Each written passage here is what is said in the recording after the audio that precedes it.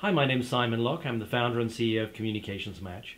Today I'm with Carmie McCook, founder of Carmie McCook Associates, a communications training and coaching firm based in Washington, D.C.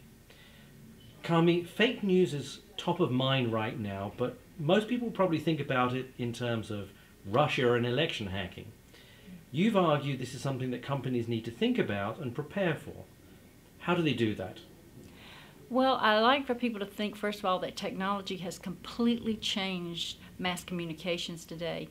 Where it used to be reporters coming up with the news stories, now all you need is somebody with a smartphone and a grudge or a motive to go out and say something that's not true about your company, and within seconds it is around the world. So you have to keep in mind that it doesn't just happen to politicians, it can happen to you. Perfect example, just in recent months, we've had PepsiCo, Coca-Cola, and even a little pizza place in Washington, D.C., all victims of fake news. They never thought it would happen to them. What steps should companies take to minimize the impact of a potential fake news story?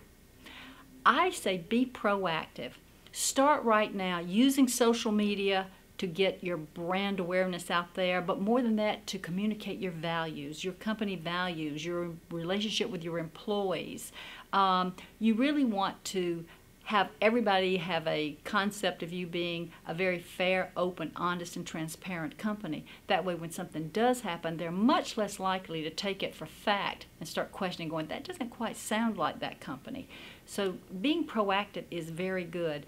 Plus, anytime you keep your employees involved, they're going to be your biggest advocates when something does go down, because reporters love to talk to employees in the moment of a crisis.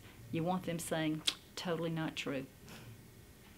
My last question would simply be, if a story does run, how do you respond? Keep in mind, it spreads like wildfire. You have less than 24 hours to be responsive to any kind of a crisis situation, and I would classify this as one.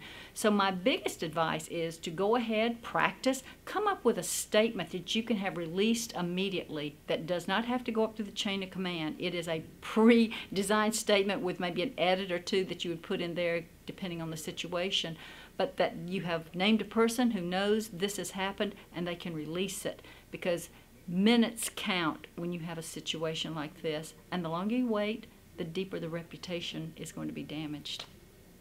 Thank you, Carmie. You're welcome.